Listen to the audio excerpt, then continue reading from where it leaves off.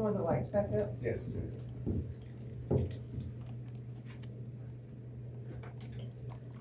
Go for the.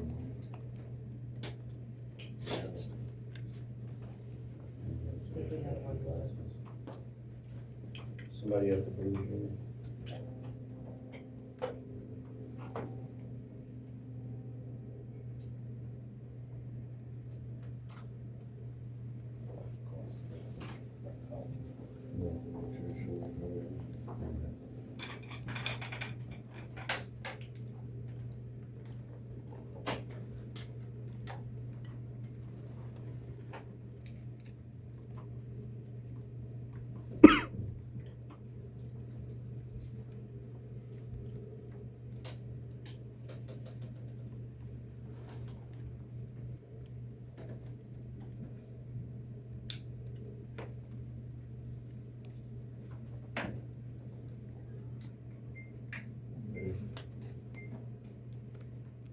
Everybody good?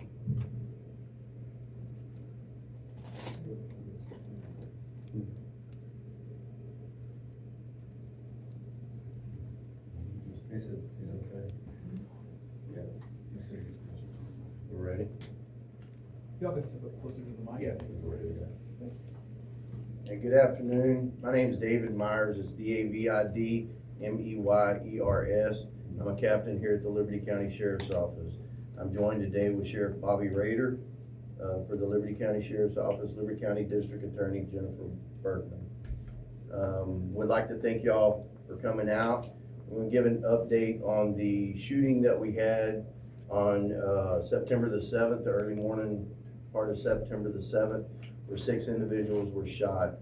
We have learned the names of each individual that was shot. We also have learned that one was deceased on scene, another one did pass away yesterday at the hospital, so we have 2 total deaths. The 3 that was transported with non-life-threatening injuries were all treated and released, and the one that was transported that was originally critical has been moved to stable. I'm unsure at this point in time whether he's still in the hospital or whether he's been released. We are looking for Jose Osman Aguilar Cantilano. He's a 32-year-old white Hispanic male.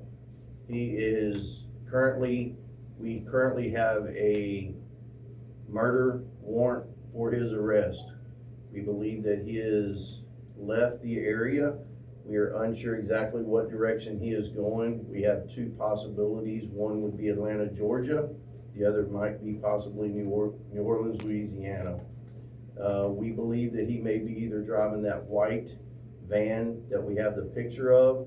We were also given information of a possible green Toyota Corolla 4-door passenger car. We do not have license plates on either vehicle at this time. We're still working on that. During the investigation, the Liberty County Sheriff's Office was assisted in great detail with the Texas Rangers and the Liberty County District Attorney's Office. It was a team effort as we all went out and did what we did at the crime scene to collect all the things that we needed to make a case against the shooter. Our main objective and our main goal right now is to catch this man and put him behind bars. We do believe him to be dangerous. We do believe him to be armed, and we would like to see nothing more than him to get arrested. The tips that we received after posting the pictures came from viewers from the community, and all of them panned out and put us to this person, and we were able to confirm that this is the suspect in the shooting. So at this time, do you have any questions that we could ask, or would you like to say anything, Sheriff? What can you tell us about the locations he may be traveling? Why do you believe he could be going to Atlanta or New Orleans? Yes, sir. So we believe that he has family in New Orleans and also in Atlanta, Georgia. We're working leads in both of those to see if we can determine anything further in reference to those. Sir, I was able to pull up some court records on the suspect. He has a long history of criminal activity. Should have any of these been more coordination between different agencies? Because we know that from according to the records, he was arrested and had some issues in Harris County, some over in Galveston. Do you know anything about that? We did see the criminal history, but I have not looked into, the dispositions of each case that he had. How confident are you that you guys are going to catch Cantillano? How confident that we're gonna catch him? I think with the help of yours, I feel confident that we'll catch him. Captain, can you go over the suspect's wife arrest? When did this happen? So yesterday, which would have been September the 8th, Liberty County Sheriff's Office obtained a search warrant for the residence that the suspect resides. We went and did the search warrant there. We ended up going back later that evening when we found that there were people at the residence. Upon entering the property and speaking with the people, that's when we learned that his wife was there, and there were several other people there that we also spoke with and got all of their information. His wife was ultimately arrested for tampering with evidence and is being held right now in the Liberty County Jail. What specifically led to that tampering with evidence charge? So there's certain things in the case, as I mentioned before, that we can't really go into, that being one of them. It's just some information that we found that we feel that she was tampering with the evidence.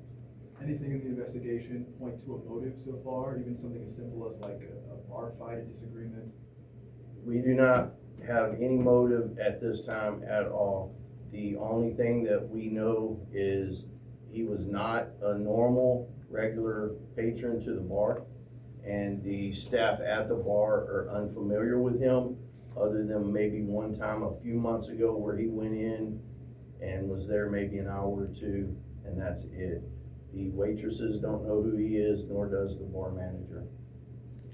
Do you know if this man was a resident, was he a citizen?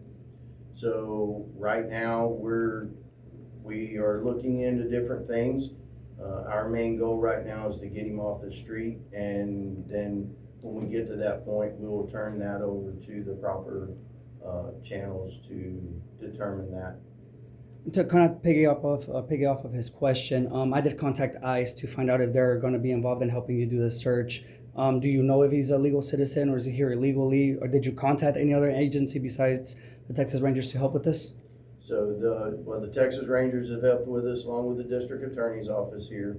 I have been in contact with ICE. However, once we finish our investigation and we're able to give the names and all of that over, they will take it from there and do what they do during their investigations of the legal resident or non-legal resident. Yes, sir. And the records that we showed, it does show that he's been arrested for resisting arrest, drug charges, and assault.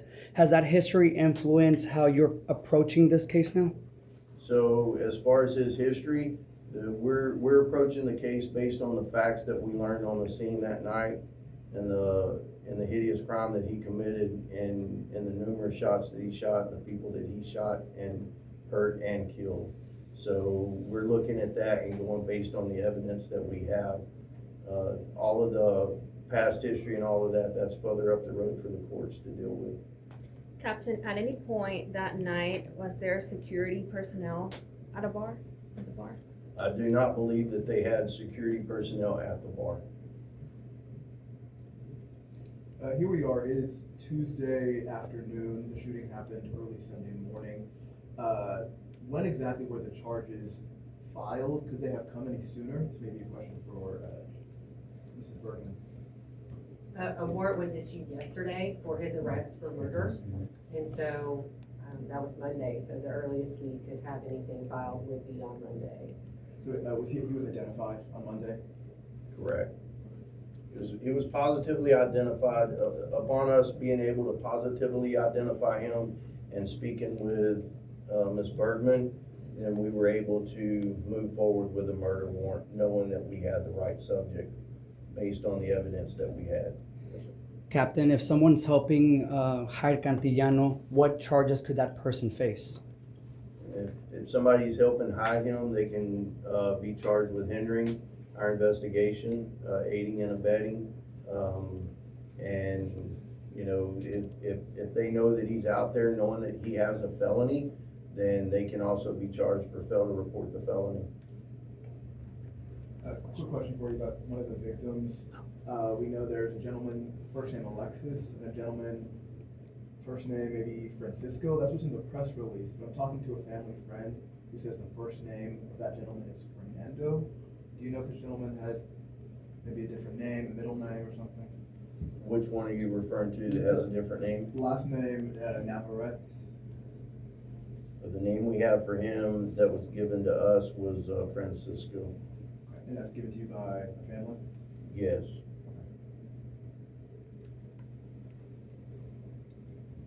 Sheriff, we would like to hear from you. This was such a tragic incident that happened over the weekend. What's your message for the community out there?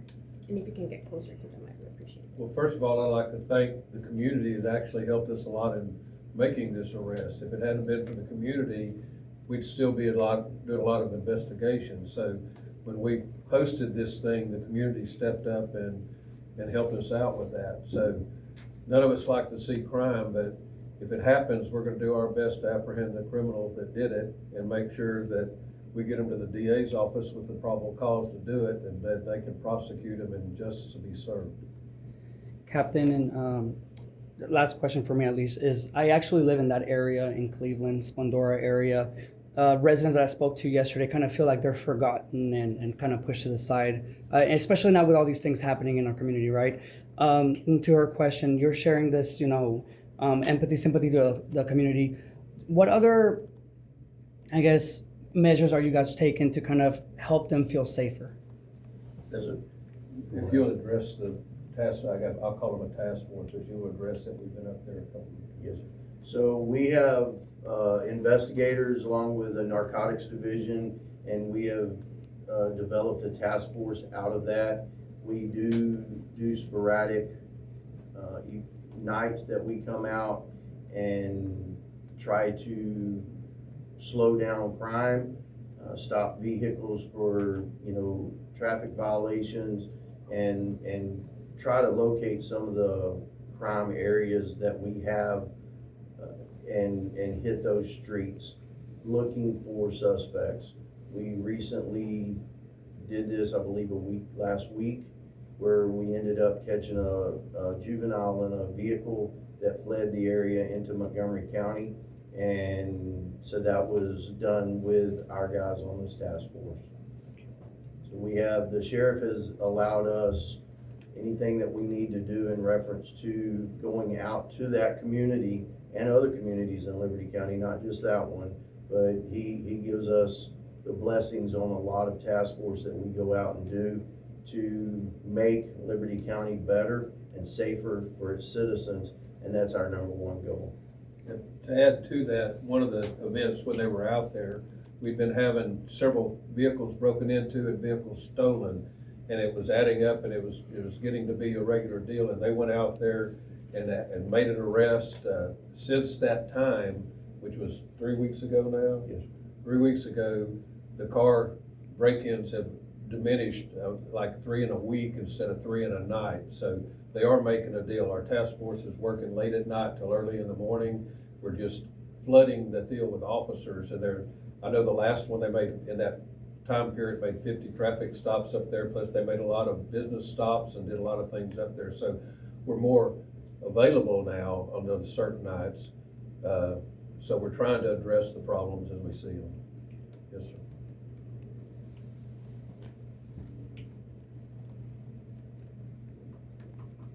Okay, if that's it, then we'll conclude. If you came in later than the pictures were posted, we can put those back up there on the TV, so if you want to keep your camera up and going. If you did not receive the email that I'd sent out yesterday, I believe there was 1 or 2 people that did not.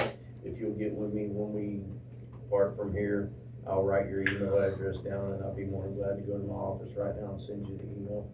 I'd like to thank y'all for coming out, and the one thing that I did forget to mention is in reference to the suspect, if anybody does come across the suspect, it is in the email as well, contact the Liberty County Sheriff's Office. However, if he's in another area, contact your local area wherever he's at, the law enforcement. Do not try to apprehend this guy on your own, and do not approach him. If you know where he's at, you want to contact Crime Stoppers, then contact Crime Stoppers. You will remain anonymous, and if your tip leads to the arrest of the individual, you could receive a cash reward. All right?